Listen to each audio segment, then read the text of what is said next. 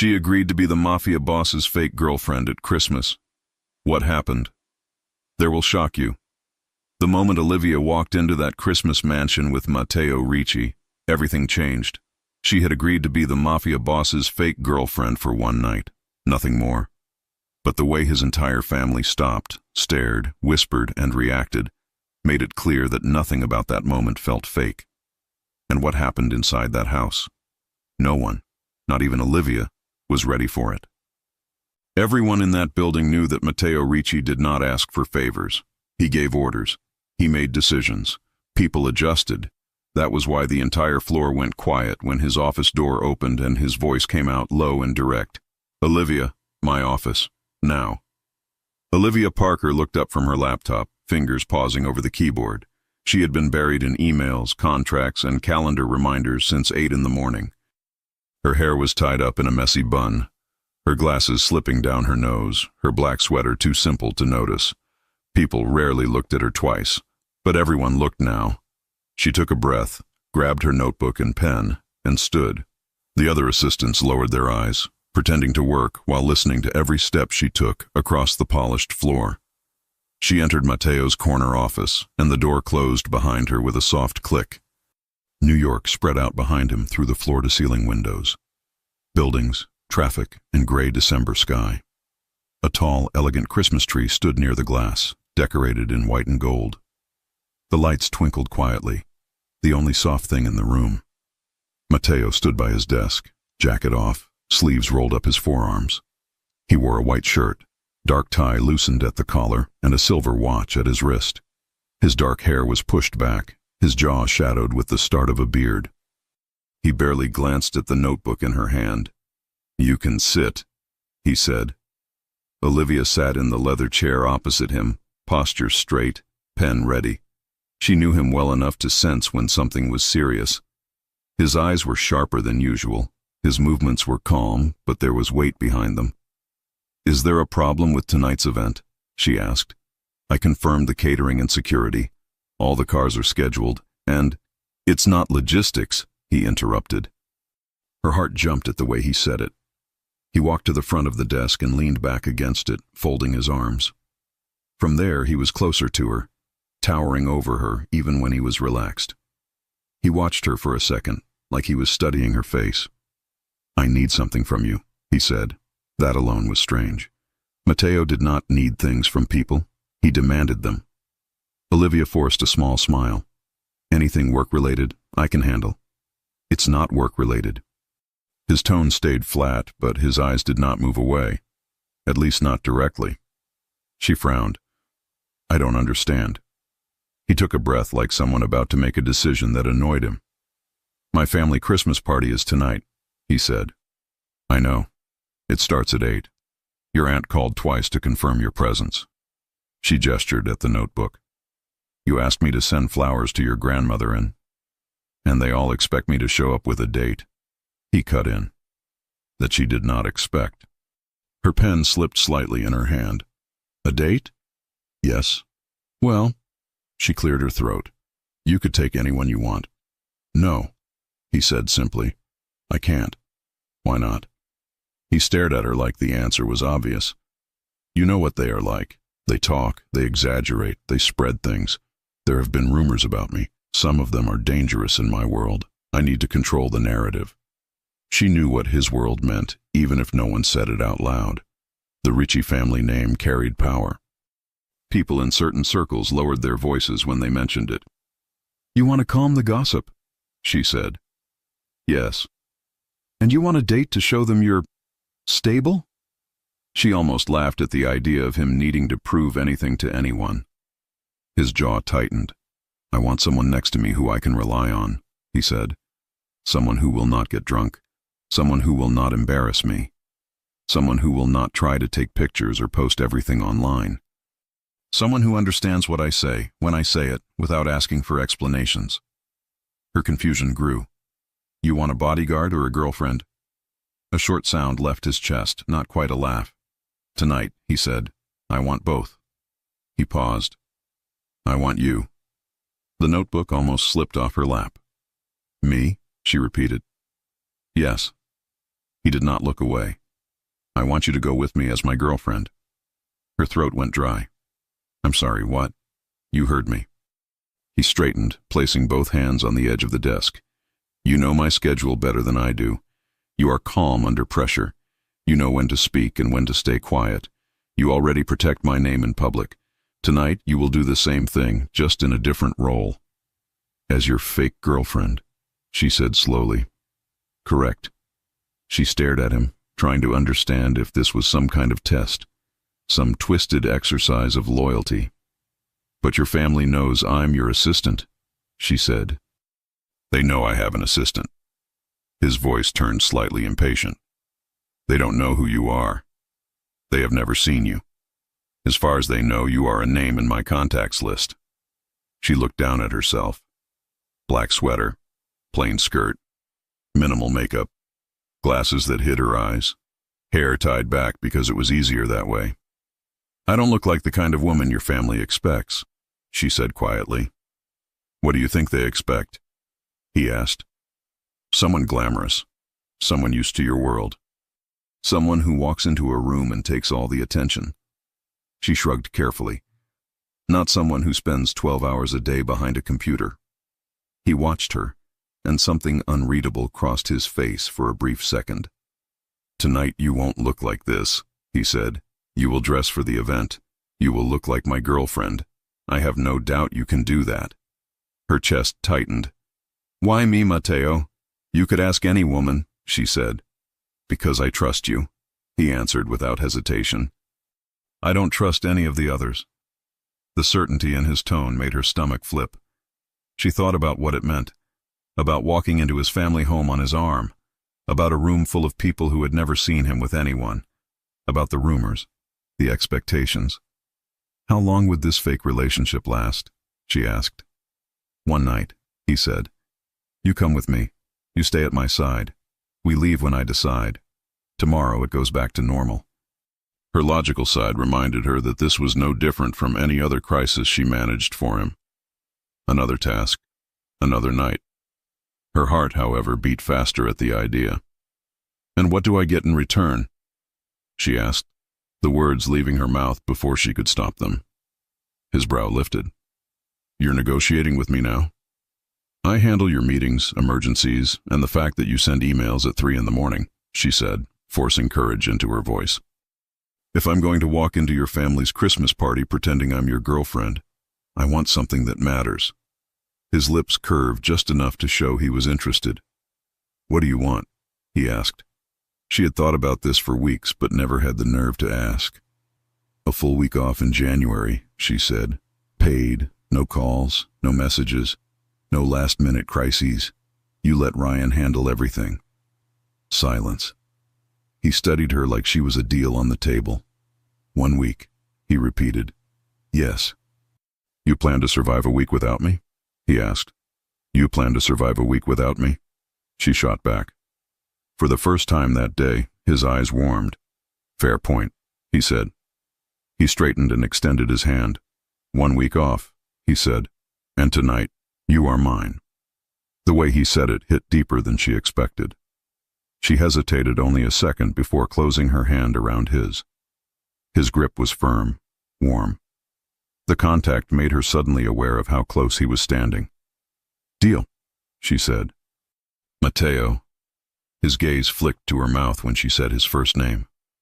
Good, he said quietly. I'll send a car for you at 7. Dress appropriately. What does appropriately mean to you? She asked. He released her hand slowly. You'll figure it out. Her heart was still racing when he turned his back to her, picking up his phone and checking his messages like he hadn't just turned her life upside down. You can go, he added. And Olivia? She paused at the door. Yes? Don't be late. On the subway ride home, she could still feel the imprint of his hand on hers. The December wind greeted her the moment she stepped out onto the sidewalk in Queens.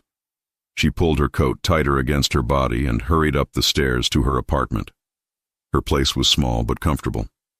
Soft blankets, warm colors, a little fake tree near the window with cheap lights she loved anyway.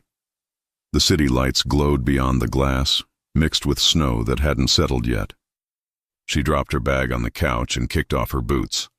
The mirror in the hallway showed the same version of herself Mateo saw every day. Plain sweater, tight bun, glasses, tired eyes. "Fake girlfriend," she said to her reflection. "What are you doing?" Her phone buzzed on the table. "Hannah, still alive, or did your boss schedule a meeting at midnight?" Olivia smiled despite everything. Hannah was her best friend since college, now living across town, always dramatic. "Olivia, something insane happened." "Hannah, did he finally fire you so you can sleep?" "Olivia, worse. He asked me to go to his family Christmas party." "Hannah, that's not insane. That's cute." "Olivia, as his fake girlfriend." There was a pause. Then the typing bubbles appeared and didn't stop. "Hannah, no way. Hannah, no way. Hannah, no way. Hannah, are you serious?" Olivia walked into her bedroom, balancing the phone in one hand and opening the closet with the other. The hangers slid on the metal bar, revealing the same problem she already knew she had. Work blouses, cardigans, a few simple dresses that were fine for basic dinners, but not for a Mafia family Christmas event. "Hannah, tell me everything, right now." Olivia called her. Hannah answered on the first ring. "Start talking," Hannah demanded, "and don't leave anything out." Olivia sat on the edge of the bed. "He needs to stop rumors. He wants someone he can trust. He said I'm calm, I don't drink, I don't post everything online, so he asked me to go as his girlfriend tonight." Hannah gasped loud enough that Olivia moved the phone away from her ear. "This is literally a Christmas romance plot," Hannah said. "Do you hear yourself?" "It's not a romance," Olivia insisted. "It's a cover, and I asked for something in exchange." "You asked for money?" Hannah asked. "No, a week off in January." Hannah whistled. "You're my hero," Olivia sighed. "I don't have a dress for this, or shoes, or anything that looks like fake girlfriend of a very rich, very dangerous man." "I'm coming over," Hannah said. "I have dresses, I have heels, I have makeup. Don't argue." "Hannah." The line went dead. A text followed. "Hannah, I'm on my way. Don't panic, and don't back out." Olivia ended up laughing, even with the knot in her stomach. She took a quick shower, washed her hair, and let it fall naturally around her shoulders just to see how it looked. It felt strange to see it down. She usually pinned it up out of habit and convenience. By the time Hannah arrived, arms full of garment bags and a makeup case, Olivia's small living room looked like a dressing room. "This is an emergency," Hannah said, kicking the door closed behind her. "Move. Let me see you." Olivia stood there in her robe, hair towel-dried, face bare. Hannah walked around her like a stylist inspecting a client. "Good base," Hannah muttered. "Great hair when it's down." Pretty eyes hidden behind those librarian glasses. "They help me see," Olivia said. "Tonight, contacts," Hannah replied. "No arguments." They tried 3 dresses before finding the right one, a deep emerald green that picked up the color of Olivia's eyes. It had thin straps, a fitted waist, and a skirt that brushed her knees. Classy, not loud, elegant, but not uncomfortable. Hannah did her makeup with patient hands, even skin, a touch of blush, subtle eyeshadow, black eyeliner that lifted her gaze, mascara that made her lashes long and soft. She filled Olivia's lips with a rich, warm red that felt completely different from her usual lip balm. Contacts replaced her glasses. A delicate necklace rested against her collarbone. Small gold earrings caught the light when she moved her head. When they were done, Hannah pushed her in front of the mirror. Olivia stared. The woman looking back at her was still her, but sharpened. Softer skin, brighter eyes, hair falling in glossy waves. The green dress hugged her body in all the right places without being vulgar. The red lips made her mouth stand out in a way she was not used to. "See?" Hannah said proudly. "You look like the kind of woman a man like Matteo Ricci would show up with." Olivia's stomach flipped at the sound of his name linked with that image. "He's not my man," she said automatically. "Tonight he is," Hannah replied. "And I want details later. I want to know everything he says, and every time he looks at you like he has never seen you before." He never looks at me, Olivia said. Hannah crossed her arms. He will. Olivia grabbed her small black clutch and placed her phone, lipstick, and a few emergency items inside. She stepped into the black heels, tested her balance, and took a slow breath. The clock showed 6:55. Her heart started to hammer. Last chance to say no, Hannah said, but her tone made it clear she didn't mean it. Olivia shook her head. I made a deal, and you want that week off. And I want that week off, she agreed, managing a small smile. At exactly 7, headlights glowed through the window. A sleek black car stopped in front of the building. Olivia's throat tightened. That's him, she whispered. Of course it is. Hannah squeezed her shoulders gently.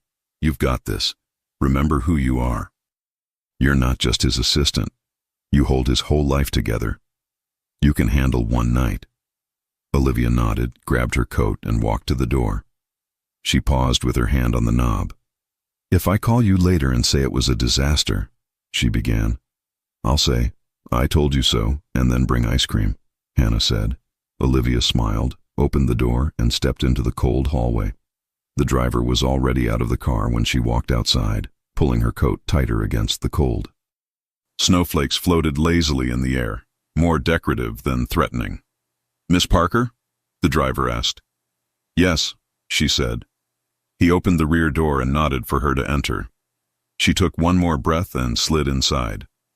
The warmth of the car wrapped around her instantly. Soft leather seats, the faint smell of cologne, and something rich she could never quite place. Mateo sat on the other side of the back seat, a dark coat over a black suit. His tie was perfectly in place now. His posture was relaxed, one arm resting on the seat, the other on his thigh. He was looking at his phone, typing a message. Sorry if I kept you, she started. He looked up. The words died in her throat. For a moment, everything in him went still. His eyes widened just slightly. His gaze skimmed over her face, her hair, the line of her shoulders, the dress, then slowly returned to her eyes. The silence stretched. Olivia felt heat climb into her cheeks. She shifted, clutching her coat in her lap. If this is too much, she said quickly, I can ask the driver to turn around and I'll change into something more. Don't, he said. The single word came out low, almost rough. He blinked once, like he was pulling himself together, then let his eyes travel over her again, slower this time. You look... He stopped, jaw tensing for a second as if choosing his words carefully. Very good. A laugh escaped her, short and nervous. Very good. That's... detailed. He leaned back in his seat, but his eyes did not leave her. You clean up well, Olivia, he said. If my family sees you like this, they will believe you're with me. That did something strange in her chest. I'll do my best to play the role, she replied. We have a few rules first, he said. Rules, she echoed. Yes. His tone switched to business, something familiar that oddly helped her relax. Rule 1, you stay close to me at all times. No wandering off alone. If you need something, you tell me or one of my men. Okay, she said. Rule 2, if anyone makes you uncomfortable, you tell me. You don't smile and pretend it's fine. She raised her brows. Even if it's someone from your family? Especially if it's someone from my family, he said. Understood. Rule 3, if I put my arm around you, hold your hand, or kiss your cheek, you go with it. Don't pull away. Don't act surprised. He held her gaze. You are my girlfriend tonight. It needs to look natural. Her pulse jumped. Right, she said, trying to sound calm. I can handle that. He watched her a second longer, as if checking if she meant it, then nodded. Do you have any questions? He asked. She swallowed. What are you going to tell them about how we met? The truth, he said. That you work for me. That I couldn't function without you. Her breath caught. Do you really want to tell them that? She asked. It's accurate, he said simply. She looked down at her hands in her lap and saw that they were trembling. She clenched them together to stop it. Aren't you nervous? She asked. No. She gave him a look. His mouth twitched. I don't like this kind of attention, but I don't get nervous. You're really going to walk in there and announce that you have a girlfriend? She asked. Yes. And when they ask how long we've been together? She pressed. He thought for a moment. 3 months. Why 3 months? She asked. Long enough for it to be serious, he said. Short enough for them to believe they simply didn't know. She nodded slowly. And our first date? The rooftop restaurant on 5th, he said without hesitation. You wore a black dress. I spent the whole night watching you talk and ignored the food. She stared at him. You just made that up. That's what they want to hear, he said calmly. And if they ask me, you say the same, he replied. You can act shy if you want. They will think it's romantic. The car turned, leaving the busy streets and heading toward a quieter, more expensive neighborhood. Olivia, he said after a moment. Yes? You did well today, he said. Most people in your position would have panicked. I'm panicking, she said. I'm just doing it internally. He almost smiled. Keep doing it like that. It works. She studied his face for a moment, the strong line of his jaw, the focus in his eyes. Up close, with the city lights sliding through the windows, he looked both untouchable and unexpectedly human. Mateo? She said. What happens after tonight? She asked. With your family. With this story. We let it fade, he said. Or we use it again if we need to. She swallowed. And at the office? At the office, he said. You go back to being my assistant. A small, strange ache opened in her chest at how easily he said it. Right, she said softly. Of course. The Ricci family property appeared at the end of a long, lit driveway. White lights wrapped around the trees, outlining their branches. Garlands decorated the front railing. Wreaths hung on the big double doors. Through the wide windows, she could see movement and color, people walking past, the glow of a tall tree in the main hall. The car slowed to a stop near the entrance. Olivia's hands grew cold despite the warmth of the car. You're not backing out, Mateo said, watching her reaction. No, she answered quickly. A deal is a deal. He looked satisfied with that. The driver stepped out to open the door on Mateo's side first. Mateo adjusted his coat, then looked at her one last time from inside the car. Ready? He asked. No, she thought. Yes, she said. He stepped out. Cold air rushed in for a second. Then the driver opened her door. She gathered her coat in one arm, placed her hand in Mateo's when he offered it, and stood. The night was colder here, quieter. Music and voices floated from inside the house.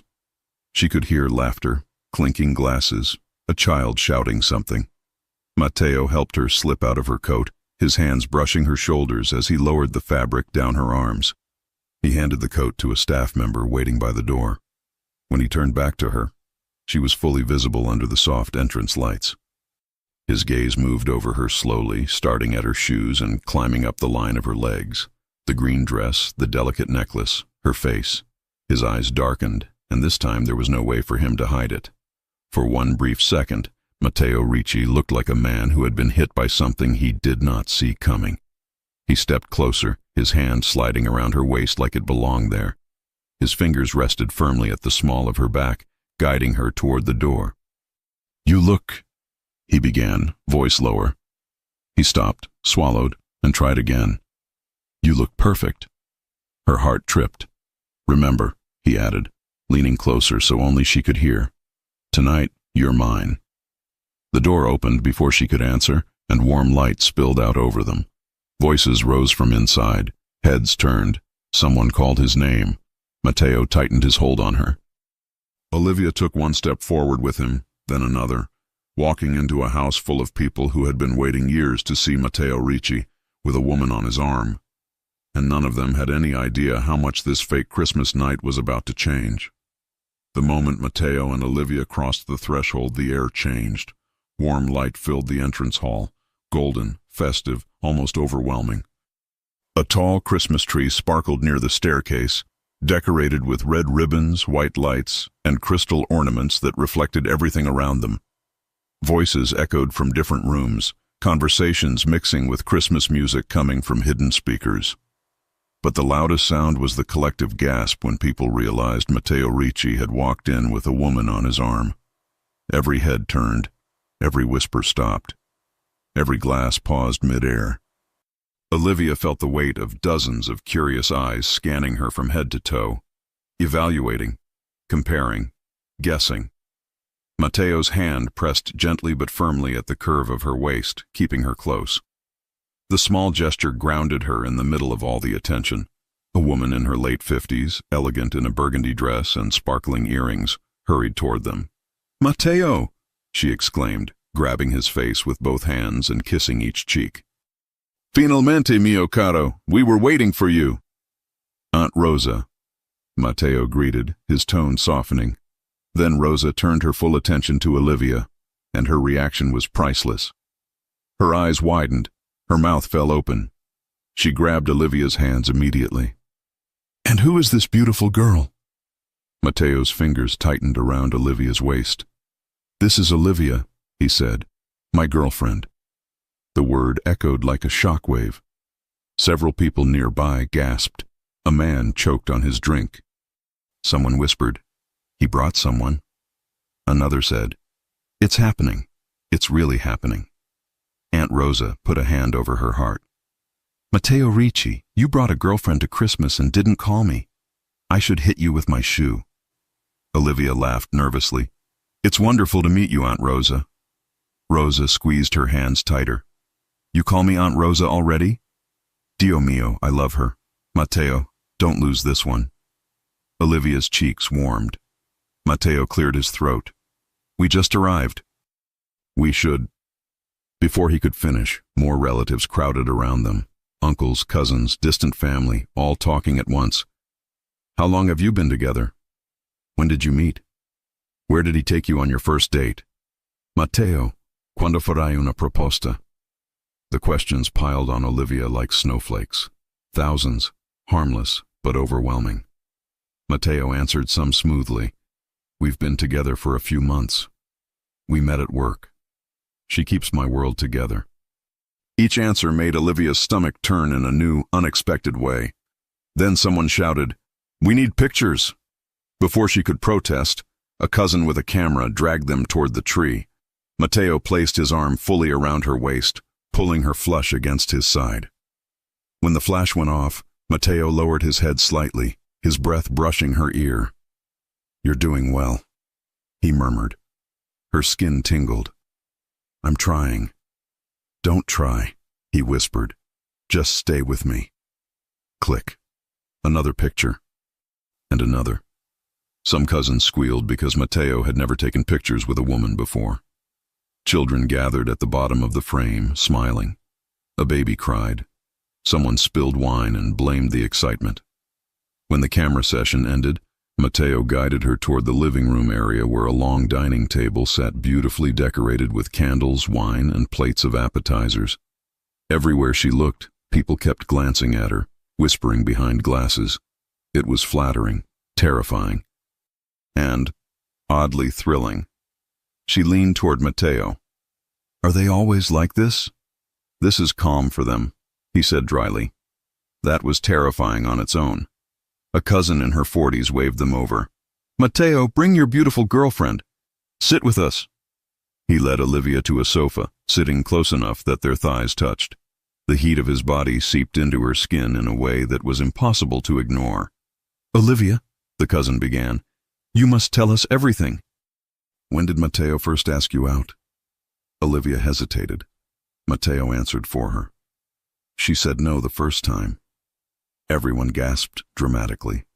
Olivia turned, eyebrows raised. "I did?" He leaned closer, his hand resting on her thigh for the first time, warm, gentle, sending a shiver up her spine. "You said you were busy," he murmured. She nearly forgot to breathe. "And I insisted," he added louder for the others. The women at the table swooned. "He insisted! Matteo, finalmente sei umano!" Olivia laughed, the tension easing, and that's when a younger boy, maybe 16, leaned toward her with admiration all over his face. "Miss Olivia," he said shyly, You're much prettier than the girls Mateo usually talks to." Mateo shot him a warning look. The boy paled. "Sorry. I meant you look really nice." Olivia laughed softly. "Thank you." The boy brightened. "Do you like video games?" Mateo groaned quietly under his breath, which made Olivia bite back a smile. She answered kindly, and the boy launched into an enthusiastic explanation about his game collection. Mateo stared at him as if considering exile. Olivia hid her smile behind her glass of water. For a moment, everything felt warm and almost normal, like being part of a family she had never belonged to before. Then a smooth, teasing voice broke the moment. Well, look who decided to show up with company." Olivia stiffened. Mateo's grip on her thigh tightened slightly. A tall man in a fitted green shirt and a confident smile walked toward them, wine glass in hand.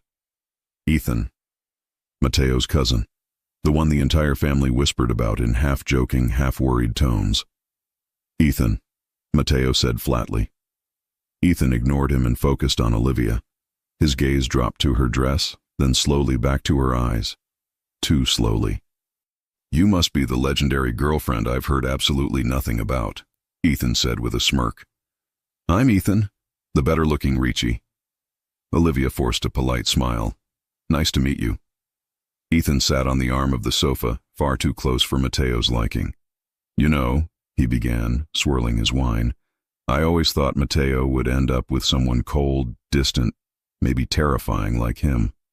Mateo glared. Ethan continued, ignoring it. "But you're surprisingly sweet. And beautiful. Very beautiful, actually." Olivia opened her mouth to respond, but Mateo spoke first. "Ethan," he said sharply. "That's enough." Ethan shrugged. "Relax, cousin. I'm complimenting her." "It doesn't sound like a compliment," Mateo muttered. Ethan smiled wider. "I'm just saying, if Mateo doesn't treat you right, you should know the rest of the Ricci men are available." Olivia felt Mateo's entire body stiffen. "Merry Christmas," Ethan added with a wink. Then he walked away with a grin, leaving Mateo practically vibrating with irritation. Olivia touched Mateo's arm gently. "He's just teasing. It's fine." "No," Mateo said immediately. "He was flirting with you." She blinked. "It was harmless." "It wasn't harmless to me," Mateo muttered, jaw tight. Her heart jumped at the possessive tone. He leaned closer, voice low enough that only she could hear. "You're mine tonight," he said. "He needs to remember that." Olivia swallowed, pulse quickening. He probably meant it as a joke. Mateo shook his head slowly. "He meant it, and he needs to stay away from you." Something warm spread through her chest, a mix of nerves, butterflies, and something she wasn't ready to name. She didn't want to admit it, but hearing Mateo sound jealous stirred something deep inside her, the kind of something that shouldn't exist in a fake arrangement. Before she could answer, Aunt Rosa clapped her hands loudly from across the room. "Everyone, dinner is ready. Come, come, and Mateo, bring your lovely girl with you." Mateo stood and offered Olivia his hand. She took it. His grip was firm, protective. They walked to the dining room together, surrounded by chatter, laughter, and curious eyes. But Olivia only felt one thing: Mateo's fingers intertwined with hers, and the way he didn't let go. When they reached the table, Mateo pulled her chair out for her, surprising everyone, including Olivia. The gesture was gentle, elegant, almost old-fashioned. Families around the table watched them with fascination. When Mateo sat beside her, his knee brushed hers under the table. He didn't move it away. Conversation flowed again, but Olivia felt Mateo's attention drifting to her every few seconds, checking if she was okay, if she needed anything, if anyone bothered her. At one point, Aunt Rosa leaned in across the table. "So, Olivia," she said, eyes sparkling mischievously, "when did you realize you liked Mateo?" Olivia froze. Mateo looked at her as if the answer mattered far more than it should have. She forced a small smile. "I guess I started liking him the day I realized he wasn't as intimidating as he looks." Aunt Rosa raised a brow. "And when was that?" Olivia laughed nervously. "Last week." The table erupted in laughter. Even Matteo smiled, the expression small and rare. Then, from across the table, Ethan's voice floated again. "I told you she was too good for you, Matteo." Matteo's jaw tightened, but Olivia reached under the table and touched his knee softly. "Don't," she whispered. His eyes met hers. Something softened inside him. He covered her hand with his, fingers warm and steady. "Fine," he murmured. "For you." The rest of dinner passed with teasing, questions, and a growing sense of belonging Olivia had never felt before. But the night wasn't over, not even close, and trouble was only starting to simmer. Because as Matteo escorted her toward the living room after dinner, someone announced, "It's time for the Ricci family Christmas game." Everyone cheered. Olivia blinked. "Game?" Matteo exhaled with dread. "You're about to learn something important about my family." "What?" "They live for this moment," he muttered. "And we can't escape." She laughed. "How bad can it be?" Matteo looked at her with a seriousness that made her stomach flip. "You're about to find out." The living room transformed in seconds. The long dining table had been pushed aside, kids ran around dragging cushions, uncles arranged chairs in a half circle, and aunts adjusted their glasses as if preparing for a championship match. Everyone had the same infectious excitement, like this game was the highlight of every Ricci Christmas.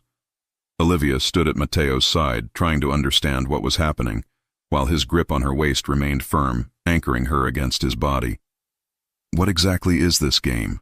she whispered. Matteo sighed, the sound long and resigned. "A family tradition." "That doesn't explain anything." "It's chaos," he said simply. "Don't overthink it." Before she could ask again, Aunt Rosa climbed onto a small step stool, clapped her hands and shouted, "Attention! Tonight we welcome a very special guest, Olivia." The entire family erupted into applause and cheers. Kids screamed, someone whistled.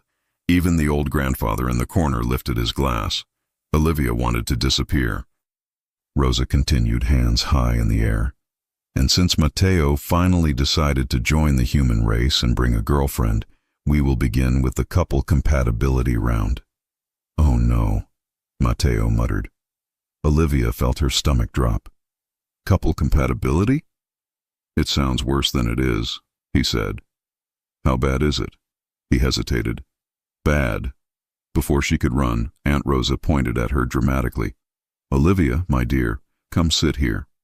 A single decorative chair had been placed in the middle of the room. Spotlights might as well have been shining on it.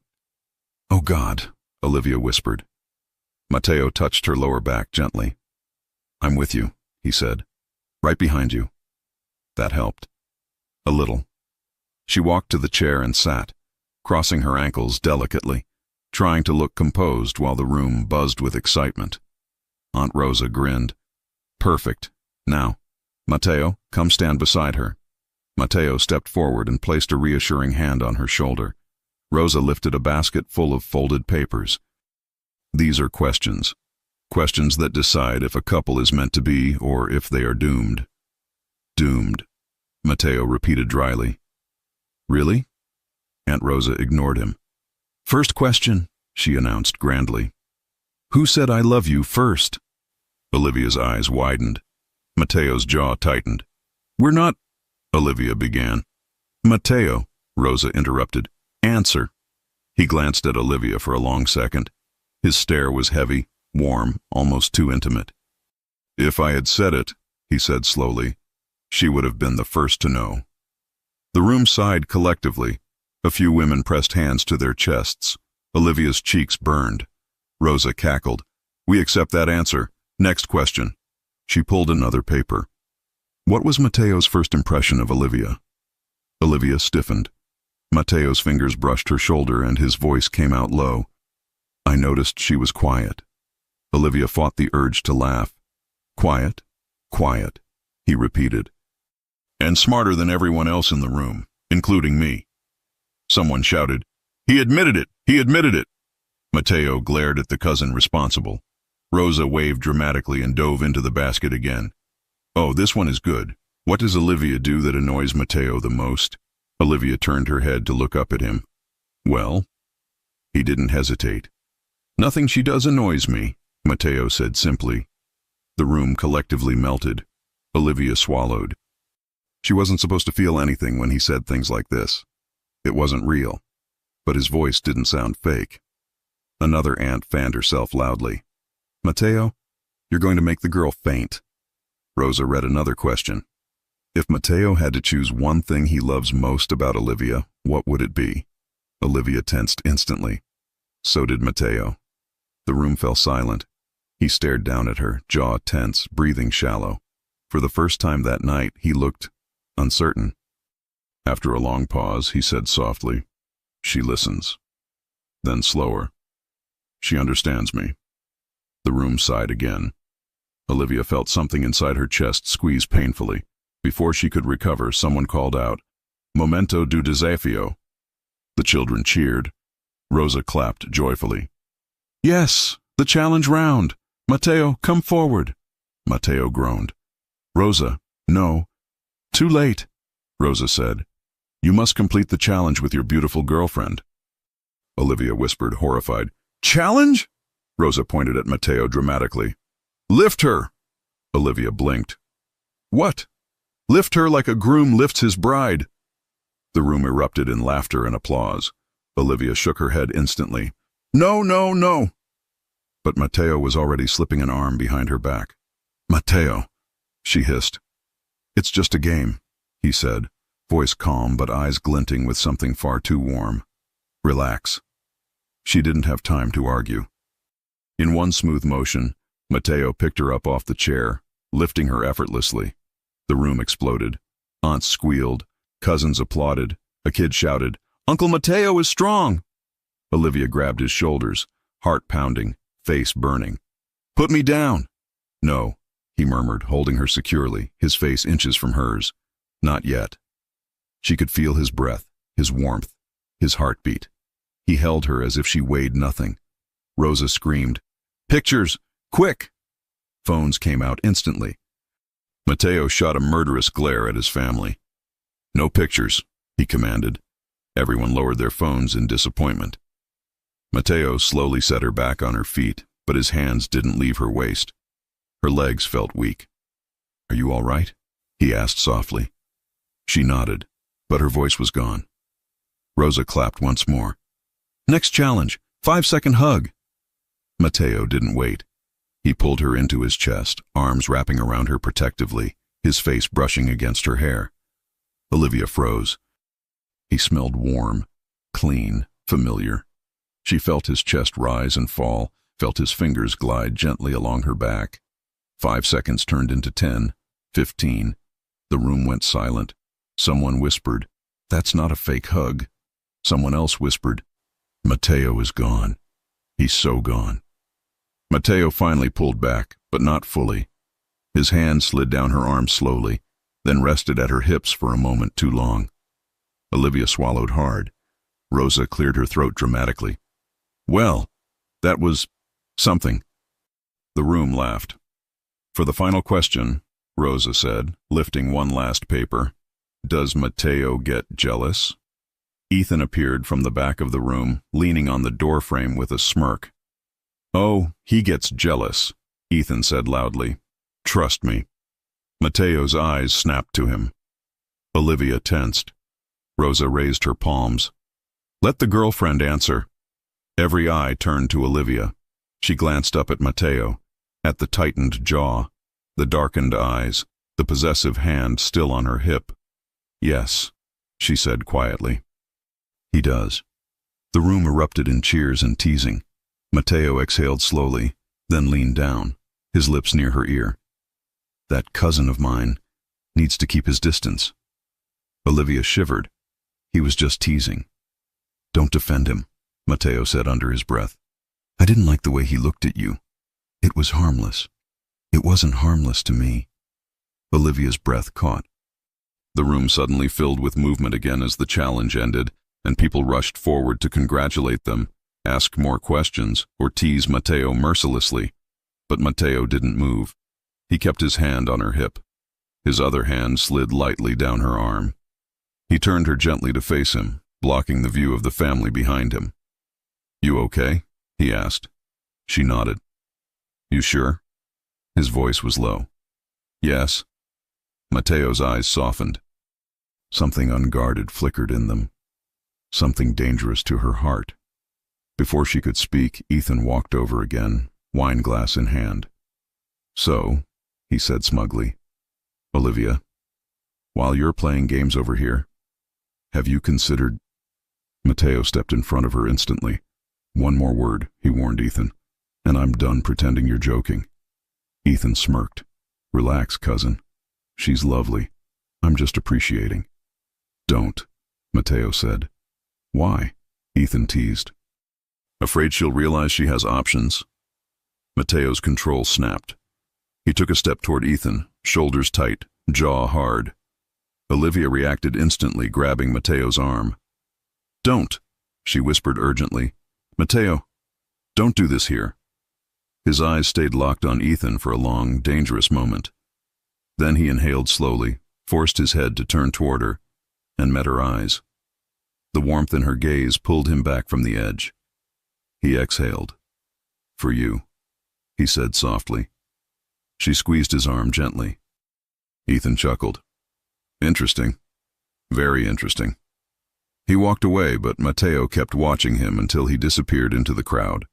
Olivia touched Mateo's chest lightly. "I'm fine, really." He covered her hand with his. "I know. I didn't expect to feel—" He cut himself off. She raised her brows. "To feel what?" He shook his head. "Never mind. Come with me." "Where?" "Somewhere quieter," he said. He slid his hand down her arm, laced his fingers with hers, and guided her toward the back of the house. As they walked through the doorway, Olivia's pulse raced. Matteo Ricci wasn't just playing a role anymore, and she could feel it. The balcony door closed behind them with a soft click, muffling the noise of the Ricci family inside. In there, laughter, music, and conversations blended together. Out here, there was only the cold night air, the faint scent of pine coming from the trees, and Matteo. He took a few steps forward, then stopped, hands in his pockets, eyes fixed on the ground for a moment before finally lifting them to her. Olivia felt her heart beating so hard it seemed to vibrate in her chest. "Why did you stop me back there?" Matteo asked bluntly, his voice low and tense, when Ethan kept talking. Olivia stepped closer slowly. "Because this is your family's Christmas party. You don't need a scene, and because I didn't want you to regret anything later." Matteo let out a short, humorless laugh. "Regret? The only thing I regret is not telling him to shut up sooner." She swallowed. "Matteo, he was just trying to get a reaction. That's what he does." "Exactly." Matteo took his hands out of his pockets and walked toward her slowly. "And he got one. Because of you." The air felt even colder. Or maybe she was the one shaking inside. "Because of me?" she repeated. He stopped less than a foot from her, close enough that she could feel the warmth of his body fighting the cold of the night. "Olivia," he said, softer now. "I'm not used to this." "Used to what?" she asked. He ran a hand through his hair, clearly frustrated with himself. "To feeling this way. To noticing every time someone looks at you. To getting angry when someone gets too close." Her heart jumped. "Matteo," she started, but he didn't let her finish. "Don't say it's nothing," he said. "Don't tell me it's just part of the act." Because it didn't feel like acting. She inhaled deeply, the cold air stinging her lungs. "I wasn't acting either." His eyes darkened in a way that made her knees threaten to give out. A gust of wind lifted a strand of her hair. Matteo lifted his hand slowly and tucked it behind her ear, his fingertips brushing her skin. The touch was so gentle she held her breath. "Look at you," he murmured. "You got into that car tonight and I—" He stopped as if he were fighting his own words. "I haven't been able to stop looking at you since." Heat climbed to her cheeks. "You're only saying that because of the dress." "Don't do that," he said, firmer. "Don't pretend it's the dress." She opened her mouth to say something rational, something safe, but nothing came out. Matteo stepped even closer, his hands falling naturally to her waist, like they belonged there, even though this was the first time.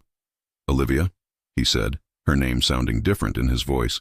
The whole night I kept thinking, how did I never notice you before? She swallowed hard. People don't notice their assistants outside the office. That's normal. Not noticing you was the mistake, he said without looking away. Her breath faltered. Matteo. She tried to step back, but he held her waist a little firmer, not forcing, just sure. This is fake, remember? It's just one night. Is it? He asked. Yes, she whispered. We made a deal. He leaned his head closer, close enough that the tip of his nose brushed hers. And how do you feel right now? Does this feel like a deal? She bit her lower lip, too nervous to lie. No, she admitted. It doesn't. Something flashed in his eyes, relief, desire, fear, all at once. He lifted a hand, touching her chin gently and tipping her face up toward his. Olivia, he whispered. If you want me to stop, say it. She didn't move. In any other situation, she would have said it.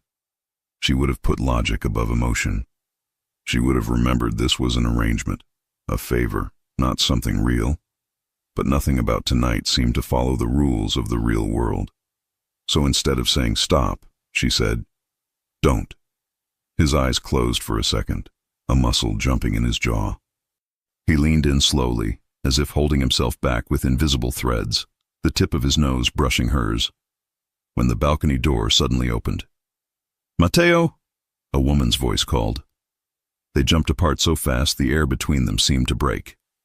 Aunt Rosa stood at the door with her hands on her hips. Why are you two freezing out here? Come inside. The dessert is ready. Matteo took a long breath, pulling himself together. We're coming. Rosa smiled, looking between them like someone who knew exactly what she had interrupted, then shut the door. A heavy silence settled.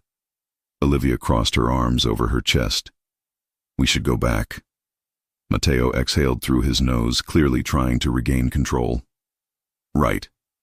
He extended his hand to her. For a moment she hesitated. If she took that hand, something would shift. They wouldn't walk back into that living room as the same two people who had stepped out onto the balcony. But the truth? Something had already shifted.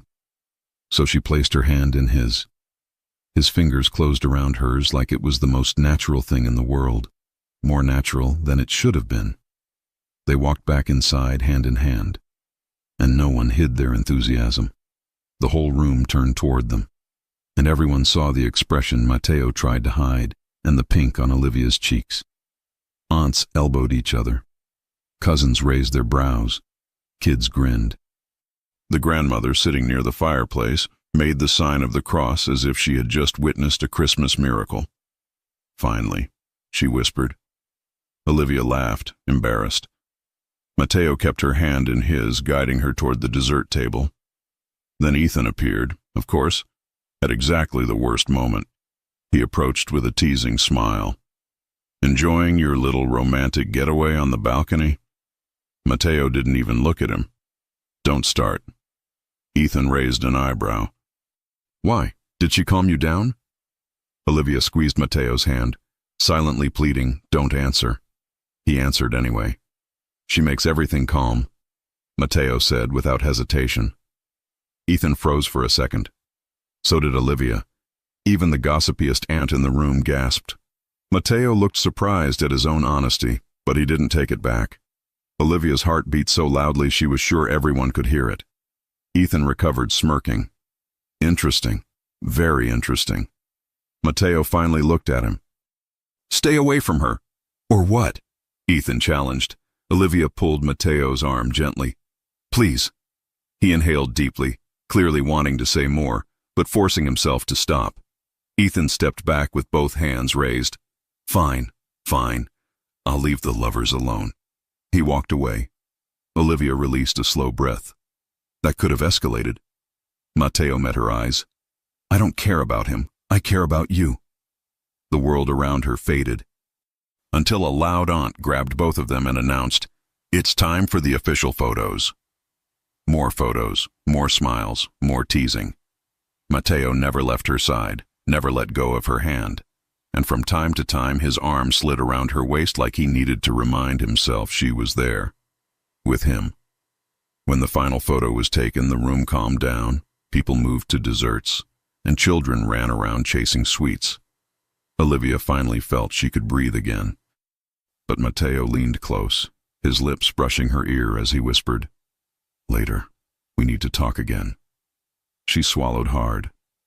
"About what?" she whispered. He slid his thumb slowly across her hand, gentle, intimate. About what almost happened on the balcony. Her heart raced, and Matteo walked away, leaving her standing there for a few seconds, trying to recover from the promise he had just made. Matteo didn't stop looking at her. Even with the living room full, kids running, aunts talking loudly, and Christmas music playing in the background, his eyes kept going back to Olivia. When he made that small gesture with his hand, calling her over, her knees felt weak. She walked toward him slowly, feeling every step. He was standing near the fireplace now, a glass of water in his hand, blazer open, tie slightly loose. More relaxed on the outside, much less relaxed on the inside. When she stopped in front of him, he didn't smile. He just looked at her like he was trying to sort his thoughts. "You disappeared," he said. "I was in the kitchen," she replied. "Your aunt wanted help with the desserts."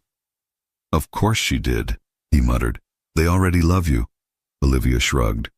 "They're very kind." He took a breath. "We still need to talk." Her throat went dry. "About the balcony."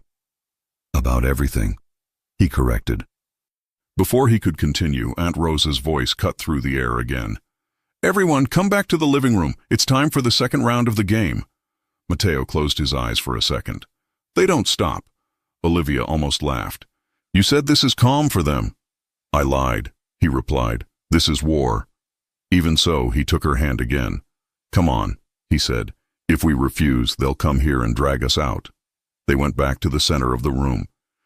The chairs had been rearranged into a circle, now with a small table in the middle. On it, a bell, some cards, and 2 little name signs. One said Matteo, the other said Olivia. Olivia's eyes widened. "Oh no!" Rosa clapped her hands. "Couple quiz time," Matteo murmured, low enough only for her to hear. "I should have left when I had the chance." She took a breath. Too late now. They sat side by side, facing the entire family, each with their name sign in hand. Aunt Rosa picked up a card from the center of the table. "Rules. I ask a question about the couple. You lift the sign with the name of the person who fits the answer better. No lying. We can see your faces." The family applauded. Olivia could already feel her face burning. "First question," Rosa announced. "Who gets angry faster?" Without hesitation, Matteo raised the sign that said, Matteo. Olivia did too. The room exploded in laughter. "Very good," Rosa approved. "At least you both agree." Matteo tilted his head toward Olivia. "That was quick." "You almost punched your cousin at Christmas," she reminded him. "It wasn't a hard choice." His lips moved in almost a smile. Rosa picked up another card. "Who is more romantic?" Olivia thought for a second. She raised the Matteo sign. Matteo blinked, surprised, then slowly raised his with Olivia. "Ah!" The whole room reacted at once. Rosa laughed. "They don't agree." "Matteo, why do you think she is more romantic?" "Because she believes in people," Matteo said simply. "She still believes things can turn out right. I don't." Olivia felt a lump in her throat. "And Olivia," Rosa asked, "why do you think Matteo is more romantic?" She looked at him for a moment before answering. "Because tonight he's trying," she said. "He doesn't like this kind of attention, but he's doing it for his family. And for me." A collective "ooh" rippled through the room. The aunts sighed. The cousins whistled. Matteo spent a few seconds just staring at her, like he'd forgotten the rest of the world existed. "Next question," Rosa went on, eyes shining. "Who started liking the other first?" Olivia's heart raced. She knew what her truth was. Without thinking too much, she lifted the sign with Olivia. A few seconds later, she realized Matteo still hadn't raised his. Everyone waited. He finally lifted his sign slowly. The one with his own name. The room went wild. Of course, I knew it. He pretends he doesn't, but he always feels everything first. Olivia stared at Matteo, eyes wide. You, what? He looked right back at her, not avoiding anything. You really think I never noticed you? He asked quietly. I thought you only saw my emails, she answered. Your emails are very efficient, he said. But I have eyes. Before she could push him further, Rosa grabbed the next card. Who gets jealous more? They both raised Matteo at the same time. The family burst into laughter. Ethan, leaning against the wall with a glass of wine, lifted his hand. No argument here. Matteo shot him a deadly look, which only made everyone laugh more. Next question. Who apologizes first after a fight? Olivia hesitated. She raised Matteo. He looked at her surprised, then raised Olivia. Rosa pressed a hand to her chest. You two actually need to fight someday to figure this out. Let's skip that, Matteo grumbled. A few more questions came, some funny, others more intimate but still light. Who wakes up earlier? Who eats more dessert? Who works too much? In almost all of them, they showed they knew a lot about each other. In others, they surprised one another. Each answer, each laugh, each look tightened an invisible line between them. Then Rosa grabbed the last card. Last one, she announced, and then dessert. Very important question. She looked at both of them with a mischievous smile. Who fell harder? A heavy silence fell. Olivia's stomach flipped. She looked at Matteo. He wasn't looking at her. He stared at the floor for a second. She could have lifted either name. She could have turned it into a joke. She could have played it safe. But in the end, her fingers moved on their own. The sign that went up was Matteo. Her face burned, but she didn't lower it. For a few seconds, Matteo didn't move. The family held its breath. Then, very slowly, he lifted his sign. Olivia. The noise that followed was a mix of screams, laughter, hands hitting the table, and people repeating, I knew it. Look at that, and they're gone. Matteo finally looked at her. His eyes were different, more open, less guarded. Maybe we both did, he murmured. Her heart beat in a way that hurt a little. Rosa clapped. Game over. You passed. Now you can stay together forever. The whole room laughed. In the middle of the chaos, Matteo put the sign back on the table, stood up, and offered his hand to Olivia. Come on, he said, before they decide to marry us in the living room. She took his hand, still a little dazed. They stepped out of the center of attention as the family focused on the dessert table. This time, Matteo didn't take Olivia outside. He led her to a quieter corner of the room, near the stairs, where the music was softer and people were distracted with cake and panettone. He turned to her, still holding her hand, his thumb slowly brushing over her skin. Olivia, he began, voice low and honest. This is getting dangerous. Her throat tightened. I know. I wasn't supposed to like this, he went on. Any of this, the games, the questions, them calling your name, you sitting next to my grandmother. You laughing with my cousins, you... He paused for a moment. You wearing that dress and holding my hand like it's normal. It's not normal, she reminded him, even though her voice came out soft. It's one night. He nodded slowly. Exactly, one night. But it doesn't feel that way anymore. Her chest ached. What does it feel like then? He looked her straight in the eyes. It feels like I don't want it to end. For a second, she forgot how to breathe. Matteo, she whispered. You're saying things you might regret tomorrow. I don't think I will, he replied. There was a moment where neither of them said anything. The noise of the family stayed in the background, laughter, cutlery, voices. But in that small space near the stairs, the world had shrunk to just two people. Matteo stepped closer. Olivia, he said, lower now. Look at me. She did. He reached up and gently brushed his thumb along her cheek, moving a loose strand of hair away. You're shaking, he noticed. It's cold, she tried. Inside the house? He challenged. She smiled nervously. Okay, Maybe it's not the cold. His lips curved slightly. I'll fix it. Before she could ask what he meant, he moved. Mateo tilted his head and closed the distance between them. For a second, she thought he was going to kiss her right there, in front of everyone. But what he did was different. Softer. He touched his forehead to hers first. Her eyes closed on their own. Their breaths mingled. His hand at her waist pulled her a little closer. The other rested along the side of her face, thumb stroking her skin in the lightest caress. Tell me to stop, he whispered. She didn't. He kept his forehead against hers for a few more seconds, like he was trying to memorize the feeling. And then, instead of going straight for her mouth, Mateo turned his head slightly and pressed his lips to her forehead. A simple kiss. Calm. Careful. But it hit Olivia deeper than anything else he could have done. He stayed there a little longer than necessary. When he pulled back, she opened her eyes slowly. That didn't look fake, she said, almost in a whisper. He held her gaze. It didn't feel fake. The words hung between them. Her heart started racing again. Mateo.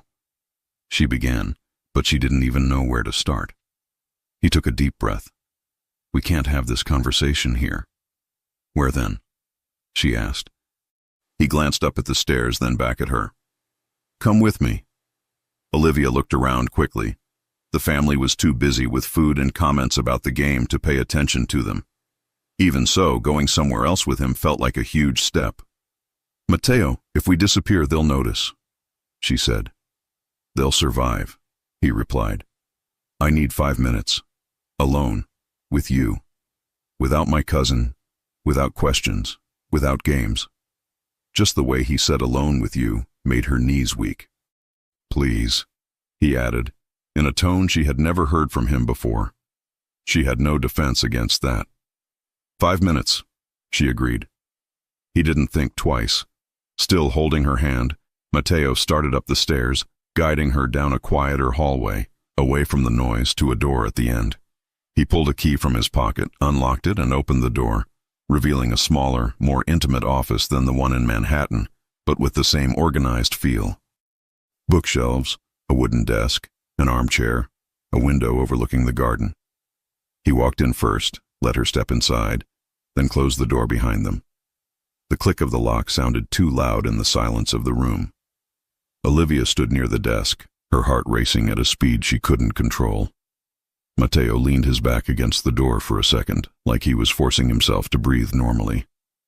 This is my grandfather's old office, he said. No one uses it much anymore. No one will come in without knocking. Okay, she answered, not really sure what else to say. He took a few steps until he stood directly in front of her. This time there were no family members, no games, no laughter to distract them, just the two of them, and all the words he'd been holding back all night. Olivia, he began, I need to know something. She swallowed. What? He searched her face like he was looking for a truth only she could give. Is this just a role for you? He asked. Tonight. This thing. Us. Is it only an agreement for you? The question fell over her with a weight she didn't expect. She could lie. She could say yes, that it was just a different kind of work. That on Monday everything would go back to normal. That she would walk into the office, sit behind her computer, and nothing would have changed. But if she said that, it would hurt, and the hurt was already an answer. I tried to think of it as a role, she admitted. I told myself it was just one night, that I would play the perfect fake girlfriend and go home. And now, he pushed, voice low.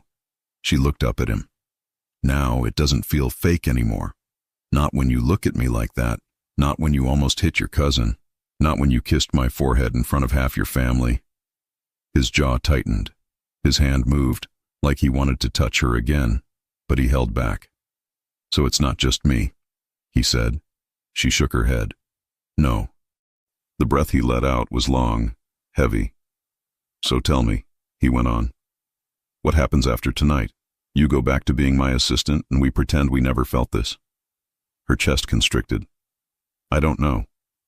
I do, he said, stepping closer, closing the distance even more. I know I don't want to pretend. Her voice came out small. What do you want then? He looked straight into her eyes. I want to try this. For real. Without games. Without rules. Without it ending when the car drops you home. The room suddenly felt smaller. She had seen Matteo negotiate million-dollar deals with total coldness. She had seen him face dangerous men without moving a muscle in his face. But now he looked exposed. So I'm asking, he said, calm but with something intense holding every word together. If I kiss you now, for real, with no one watching, no game, no performance, are you going to tell me it's just part of the agreement? Her heart beat so fast it almost hurt. She didn't answer. Not with words. But she stepped closer, and that was all he needed. Matteo's hand rested along the side of her face, warm and steady, his thumb brushing her cheek in a slow, careful stroke. His forehead was only inches from hers, the air between them charged and quiet, as if the world had stopped just to watch what would happen next. Last chance, he whispered, voice low and rough. Tell me this is fake, and I'll stop. Olivia's breath trembled. She knew she should step back. She knew she should remind him, remind both of them, that this was supposed to be a one-night deal. That tomorrow morning she would go back to being his assistant, sitting at her desk, scheduling his meetings like nothing happened. But she didn't step back. She stepped closer. Matteo let out a soft exhale, relief, hunger, something deep, and lowered his head, his lips brushing the edge of hers in the faintest, most delicate touch. It wasn't a kiss, not yet, but it felt like one. Like the beginning of something the two of them might not be able to undo later. His fingers slid to the back of her neck, holding her gently, drawing her closer. She closed her eyes. He leaned in, and a knock exploded against the door. "Matteo? Are you in there?" Someone shouted from the hallway. They froze. Olivia's heart jumped into her throat. Matteo pressed his forehead against hers, eyes closed, jaw tight with frustration. "You've got to be kidding me," he muttered in a low groan. Another voice came, higher and dramatic. "Matteo, darling, dessert is melting. Come taste the tiramisu." It was Aunt Rosa. Of course it was. Olivia almost laughed, but she was afraid it would come out shaky. Matteo stepped back reluctantly, running a hand through his hair in frustration, a gesture she rarely saw him make. He looked undone, human, vulnerable. "Give me a second," he said, composing himself before opening the door. He cracked it just enough to peek outside. Aunt Rosa gasped dramatically. "Matteo Ricci, what are you doing hidden in here? And where is your girlfriend?" Matteo clenched his jaw. "We were talking." Rosa narrowed her eyes mischievously. "Talking? In a locked room? At Christmas?" She didn't wait for the answer. She pushed the door wider and spotted Olivia. "Oh!" Rosa exclaimed with a huge smile. "There she is. Come, my dear. We need you both for the family photo." Before Olivia could react, Matteo placed a hand at her lower back again, grounding her, guiding her gently but firmly. "We're coming," he said. Rosa winked on her way out. "Don't take too long next time you two disappear. People will start rumors." Matteo shut the door behind them with a long breath. "They're already talking." Olivia smiled nervously. "Your family is intense." He looked at her then, really looked, and the softness in his eyes made her chest tighten. "You okay?" he asked, voice gentler now. She was still recovering from the almost kiss, the closeness, the confession he didn't finish. "I'm fine," she whispered. "You're not," he said softly. "But you will be." He offered his hand again. She took it. The warmth of his palm wrapped around hers, and neither of them let go as they walked back into the noisy hallway. The living room looked even more chaotic than before. Kids ran with candy canes, a group of older relatives argued about football, and someone had turned up the Christmas music to a volume that made Olivia's chest vibrate. A tall uncle waved at them. "Matteo! Olivia! Hurry! Family photo!" They were pushed gently into place in front of the big tree.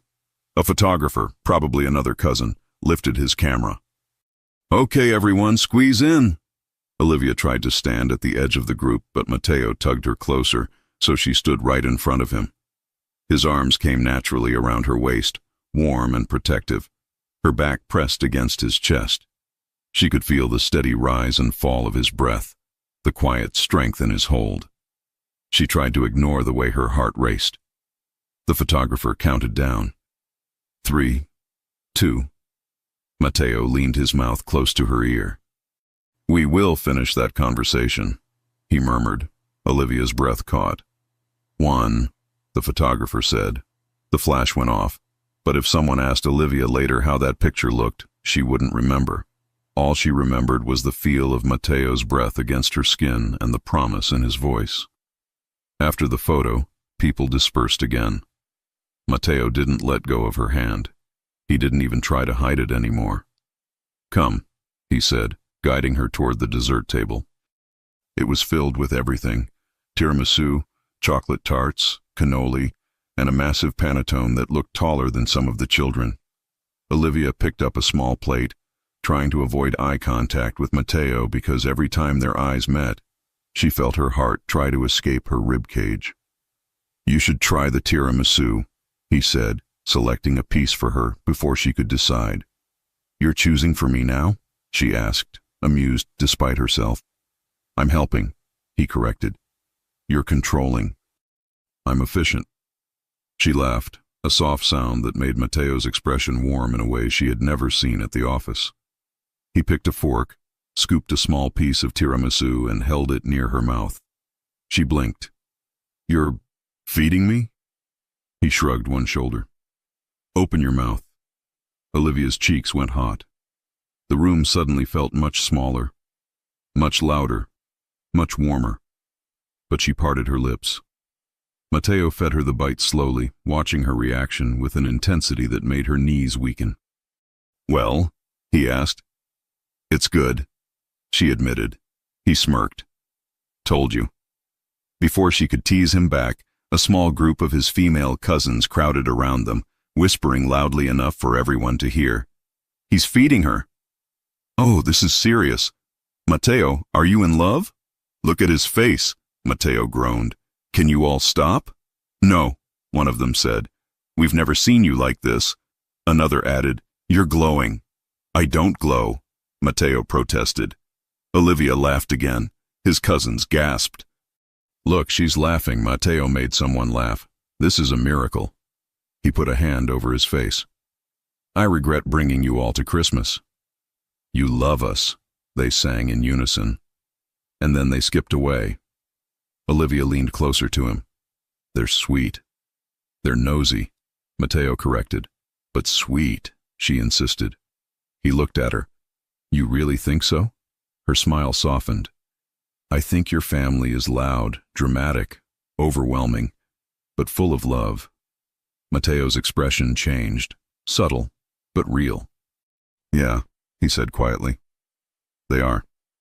For a moment he looked almost shy, like talking about family wasn't something he did often. Olivia touched his arm lightly. You did a good job with them. He raised an eyebrow. I didn't do anything. You did, she said. You let them see you. That's harder than pretending nothing matters. Matteo stared at her like she had just said something he didn't expect to hear. Something that hit deeper than it should have. You see too much, he murmured.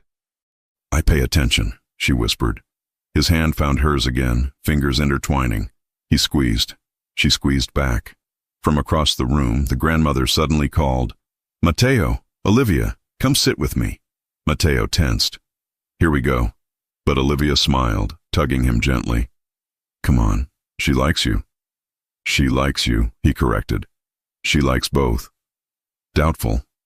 Olivia laughed as she pulled him toward the sofa where the grandmother sat wrapped in a knitted shawl. The older woman took Olivia's hand first, patting it warmly. My dear, she said sweetly, come sit with me. Olivia sat beside her. Then the grandmother patted Matteo's knee. You too. He sat reluctantly. Then the grandmother looked straight at Olivia, ignoring everyone else. You know, she said softly, I've never seen him look at anyone the way he looks at you." Olivia felt the world go quiet. Matteo stiffened beside her. "Nonna." The grandmother waved a hand. "Don't argue. I have eyes." Olivia swallowed. "He's been very sweet tonight." "Sweet," the grandmother repeated with a proud nod. "He's changed, and you're the reason." Matteo looked down, jaw tight, as if the words did something to him. The grandmother took Olivia's hand again. "Don't let go of him too easily," she whispered. Olivia's chest ached. Before she could answer, Matteo stood abruptly. "We should check on something." His voice was low, controlled. He reached for Olivia's hand, helping her up. "Excuse us, Nonna." The grandmother nodded knowingly. As soon as they walked away, Matteo let out a long breath. "Matteo?" Olivia asked softly. He didn't answer at first. He just stopped in the hallway, turned to her, and looked at her like he was fighting with himself again. "That's twice tonight," he said. "Twice someone said I look at you differently." Her voice was barely a whisper. "Do you?" He stepped closer, slowly, intentionally, until her back brushed the wall and he stood inches away. "Yes," he said. The single word stole the breath from her lungs. His hand lifted, brushing her cheek, tracing the line of her jaw. "And the more I try to ignore it," he continued softly, "the worse it gets." Her heart pounded. "Matteo." He leaned in slightly, his nose brushing hers. "Before," he murmured, "I asked you something." She nodded. "You asked if this was just a role. And you said no." Her lips parted. "Yes." His gaze dropped to her mouth. "And I told you I don't want this to end tonight." She swallowed. "I remember." "Good," he whispered. He lifted a hand to cup her face fully, thumb stroking her cheek. "Because I still want to kiss you." Her knees nearly gave out. She whispered, "Then do it." Matteo inhaled sharply. Surprised, relieved, undone. But before he could close the distance, someone shouted, "Matteo, come open the champagne." He froze. "No," Matteo whispered, eyes closing in disbelief. "Not again." Olivia covered her mouth to hold back a laugh. He opened one eye. "Don't laugh." She laughed harder. He groaned dramatically. "Come on," she finally said, touching his chest gently. "Let's go before they break something." Matteo took her hand, but before walking away, he leaned close and murmured against her ear, "This conversation is not over." Her heart skipped. He squeezed her hand, and they walked back toward the noise. The doorbell cut through the noise like a sharp note. Conversation stopped. Laughter faded. Heads turned toward the big front door. Olivia felt Matteo's hand tense around hers. He didn't move, but his whole body shifted, the easy warmth from a second ago replaced by alert focus. "Do you know who that is?" she whispered. "No," he said quietly. Everyone was already here. A staff member crossed the entrance hall and opened the door. Cold air rushed in. A man stepped inside. Tall, dark coat, confident posture. He shook off some snow and looked around with a familiar ease that said he knew this house very well. Matteo exhaled under his breath. "Of course." "Who is he?" Olivia asked. "My Uncle Gabriel," Matteo said. "He lives out of the country. He wasn't supposed to come this year." Gabriel Ricci smiled wide when he saw Matteo and walked toward them, arms already open. "Matteo," he greeted. "I heard a rumor you finally brought someone home. I had to see it with my own eyes." The family parted like a wave, giving him a clear path to Matteo and Olivia. Gabriel reached them, hugged Matteo tightly, then leaned back and looked straight at Olivia. "And this must be the reason everyone is talking," he said warmly. "You must be Olivia." She nodded, suddenly nervous. "Yes, sir. It's nice to meet you." He took her hand, not in a flirtatious way, but with respect. "It's nice to meet the woman who made this one." He jerked his chin at Matteo. "Look almost human." A few people nearby laughed. Matteo rolled his eyes. "Is everyone coordinating the same joke tonight?" "Yes," Gabriel said, "because it is true." He released Olivia's hand and looked between them with clear curiosity. "So," Gabriel continued, "from what I heard on my way from the airport, this is serious?" Matteo didn't look away. Yes, he said. The word was simple, strong, no hesitation. Olivia's breath hitched. Gabriel raised his brows. Serious, as in not one of your usual arrangements? This is not an arrangement, Matteo said.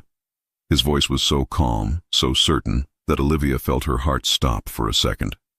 Gabriel studied him, really studied him, then looked at Olivia again. Do you know what that means? He asked her gently. When Matteo says something is serious? Olivia swallowed. I'm starting to learn. Gabriel smiled. Good. We like you already. He clapped Matteo on the shoulder. Congratulations. It was about time. And just like that, the tension melted. The family went back to talking and laughing, accepting Gabriel's arrival as part of the chaos of the night. But for Olivia, the moment stayed sharp, clear, replayable. This is not an arrangement. He said it in front of his uncle, in front of whoever was listening, in front of her. She turned to look at him. Matteo, she said slowly. Did you mean that? He didn't pretend not to know what she meant. Yes, he said. Her voice was barely a whisper. You didn't hesitate. I didn't need to, he replied. She watched him for a long second, heartbeat loud in her ears. How long have you known? She asked quietly. That it wasn't just tonight?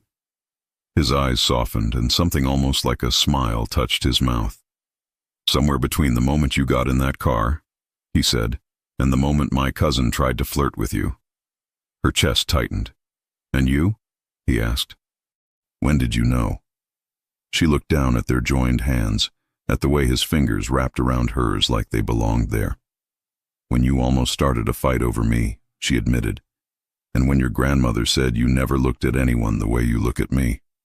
He didn't look away. I don't, he said. The words sat between them, simple and heavy. The night moved on. Someone opened the champagne. Someone put on louder music. The kids started dancing in the middle of the living room. A few couples joined them. At some point, Aunt Rosa pushed a chair aside and clapped her hands. Dance! She shouted. It's Christmas. Music is playing. People are in love. Someone dance. A couple of relatives dragged each other to the center of the room. Then Rosa turned and spotted Matteo and Olivia standing near the tree. You two, she declared. Come here, dance. Olivia's eyes widened. Oh no, Rosa, Matteo started. We're fine here. No, Rosa insisted. If you do not dance at least once, I will never forgive you.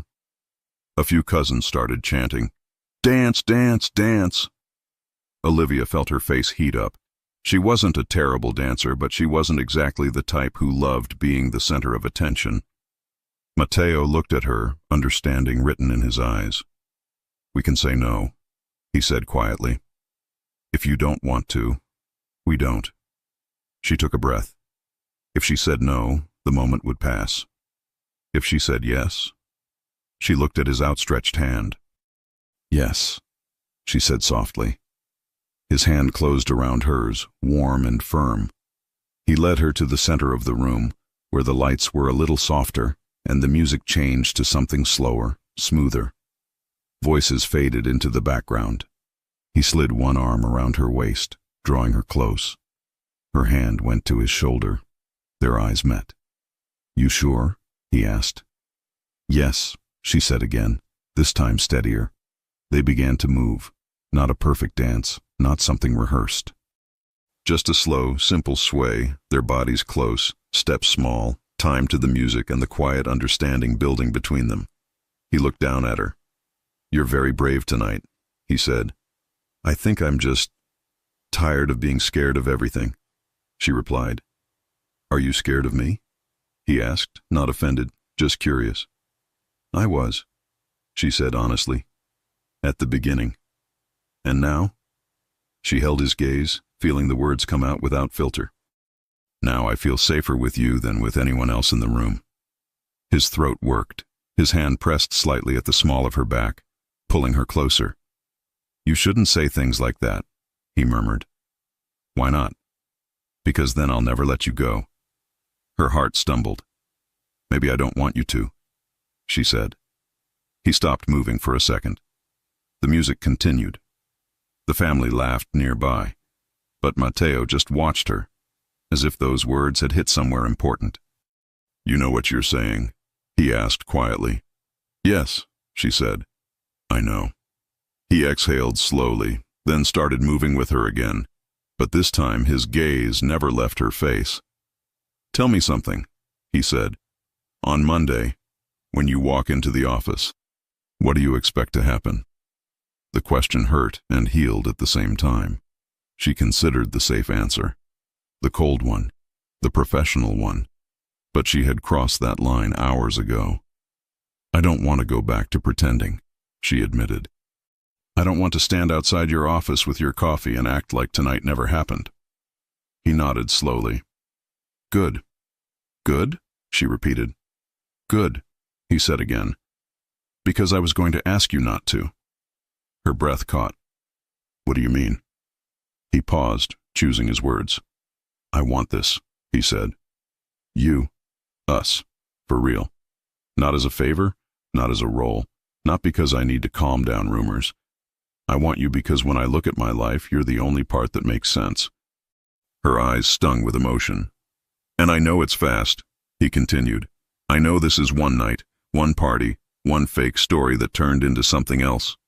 So I'm not asking you to move in, or talk about forever, or make promises you're not ready to make." He lifted a hand to her face, fingers brushing the side of her jaw. "I'm asking you to let me take you on a real date," he said. "No family, no games, no rules. Just you and me, outside the office, outside this house. One night where we are not pretending anything." Her voice came out small. "That's all?" He smiled softly. "That's the beginning." She swallowed, heart full and tight. "And at work?" "At work things will change," he said. "You will still be my assistant if you want to, but I will stop pretending I don't see you. I will stop acting like the most important person in my day is just another name on my schedule." Her lips trembled. "And if it becomes too much for you," he added, "if working with me and being with me is too heavy, you tell me. We adjust, together. I won't let this ruin you or your life. I won't let us become something that hurts you." She stared at him, tears burning at the corners of her eyes in a way she didn't like, but couldn't control. "Why are you saying all of this?" she whispered. "Because you deserve to choose with your eyes open," he said. "Not just fall into something because the night is pretty and my family is loud and the lights are soft." He leaned closer, his forehead almost touching hers. "So I'm asking you now, while I'm sober, while I'm clear, while I know exactly what I'm saying." He murmured, "Do you want this? Not just tonight. Do you want me?" Her answer was instant. "Yes." His chest rose quickly. "Yes?" he repeated, like he needed to hear it twice. "Yes," she said again. "I want this. I want you." The music, the voices, the room faded. Matteo exhaled, something like tension finally breaking inside him. He cupped her face with both hands, thumbs brushing away the tears that had finally escaped. "Then I'm going to kiss you now," he said quietly. "For real. No interruptions." She gave a small, shaky laugh. "You sure about that? Your family is—" "I'll lock the universe if I have to," he muttered, and then he kissed her. There was no hesitation this time, no almost, no interruption. His mouth covered hers in a slow, deep, certain kiss that pulled everything else away. His hands framed her face firmly but gently. Her fingers curled into his shirt, pulling him closer. The world shrank to the warmth of his lips, the way he tilted his head to fit her better, the way he tasted like champagne and something familiar that already felt like home. He kissed her like he had been holding back for years, not hours. When they finally pulled apart, both breathing a little harder, he rested his forehead against hers again. "Definitely not fake," she whispered. He smiled, really smiled this time, wide, full, genuine. "Not even a little," he said. Someone whistled from across the room. They turned to see half the family pretending not to stare, while the other half openly clapped. Rosa dabbed her eyes with a napkin. "My job is done," she said dramatically. Christmas miracle. The grandmother, from her armchair, nodded once with satisfaction. Ethan lifted his glass in surrender. Fine. I'll stop bothering her. I don't want to die. Matteo laughed under his breath. Smart decision. Olivia couldn't stop smiling. She should have felt embarrassed. She should have felt exposed. But all she felt was right, seen, wanted, chosen. Matteo pressed a soft kiss to her temple. Do you want to stay longer? He asked quietly. Or leave soon? She thought about it. We can stay a little, she said. I like them. He nodded. They like you too. And then? She asked.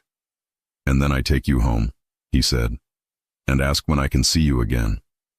You already have my calendar, she reminded him. I want the version you don't show anyone, he replied. The part with your free nights. She smiled. We'll negotiate. I always win, he said. Not always, she teased. He looked at her, eyes warm and full and strangely soft for a man like him. I did tonight, he said. She laughed. We both did. Hours later, after gifts, hugs, more food, more teasing, and countless glances that never lost their warmth, Matteo slipped her coat over her shoulders at the door. The night outside was cold and quiet, snow beginning to fall in soft flakes. The driver waited with the car already warm. Matteo opened the door for her. She paused, turning to look back at the house. Through the big windows she could still see his family, talking, laughing, living their noisy Christmas lives. How do you feel? He asked. Like I just stepped into someone else's story, she admitted. And I don't want to leave it. You're not leaving it, he said quietly. You're part of it now. He helped her into the car, then slid in beside her. As the car pulled away from the house, Olivia leaned back against the seat. Matteo took her hand again. Tell me something, he said softly. Do you still want that week off in January? She looked at him, surprised he remembered. Yes, she said. I do. Good, he said. You're going to need time to rest. From what? She asked, amused. From me, he said honestly. I work a lot. I plan to see you a lot. You'll need balance. She laughed. You plan to see me a lot? Every day I can, he said. Her heart warmed. Okay, she said. Deal. You negotiate fast, he teased. I work for you, she replied. He lifted their joined hands and pressed a kiss to her knuckles.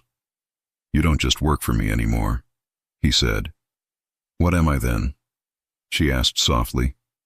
He looked straight into her eyes. Mine, he said. If you still want to be. She smiled, feeling the simplest, clearest truth settle inside her chest. I do, she said. He smiled back. The city lights passed by outside as the car drove through the December night. For the first time in a long time, Olivia didn't think about emails, alarms, schedules, or meetings. She thought about Matteo, about their fake story that had turned completely real, about the way he had said this is not an arrangement in front of his family, about the fact that tomorrow, next week, next month, she would walk into his office not just as the woman who kept his life organized, but as the woman he had chosen to stand beside him, not just for one Christmas night, but for everything that came after. If you enjoy stories like this, take a moment to subscribe to the channel. That's how I'll know you truly liked it. Even if you're watching on your TV, grab a second to join this family of fans who love emotional and heartfelt stories. Your support means everything, and it helps us bring you even more tales like this one.